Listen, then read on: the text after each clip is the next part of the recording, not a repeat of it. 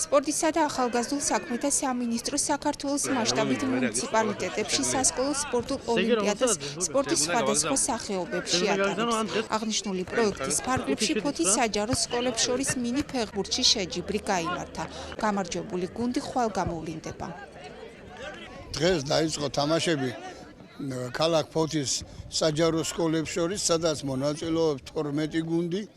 ჩემო ბატონო, აქედან წარდება 6 თამაში დღეს, წაგებული ეთიშება თამაშებს და მოგებული ხვალ აგრძელებს ოლიმპიური სისტემითაა ეს თამაშები და დარჩება 6 გუნდი და იმ 6 გუნდში წავა თამაშები ხვალ. დღეს მინდოროს სპორტული თამაში მათ შორის ფეხბურთი, იმიტომ რომ სხვადასხვა ეტაპები ჩვენ გავიარეთ, მათ შორის იყო კროსი, მათ შორის იყო კალათბურთი, მხიარული სტარტები, დღეს არის უკვე ფეხბურთის ტურნირი.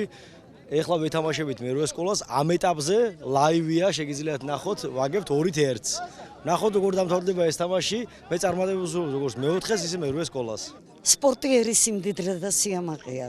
ძალიან ამაყები ვართ ჩვენ პედაგოგები, რომ ფოთში ტარდება ასე მაღალ დონეზე შეჯიბრებები.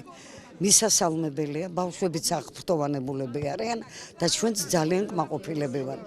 მინდა ვისარგებლო შემთხვევით და ძალიან დიდი მადლობა გადაუხადო ბატონ გიგლა ბახტაძეს და ბატონ ზურაბ ჩაკვეტაძეს, რომლებიც ასე მაღალ დონეზე ატარებენ ამ საქალაქო შეჯიბრებებს სკოლებს შორის. მე ვარ ნომერ 6 საჯარო სკოლის მოსწავლე. ჩვენ პირველი თამაში მოგვიწია ნომერ 11 საჯარო სკოლასთან და დავამარცხეთ 4-3. ძალიან მოხარულები ვარ და შემდეგი თამაში ჩატარდება ხვალ მეხუთე სკოლას. პირველ ადგილზე გასული გუნდი რეგიონალურ სასკოლო სპორტულ ოლიმპიადაზე მიიღებს მონაწილეობას, რომელიც აპრილის თვეში ზუგდიდში ჩატარდება.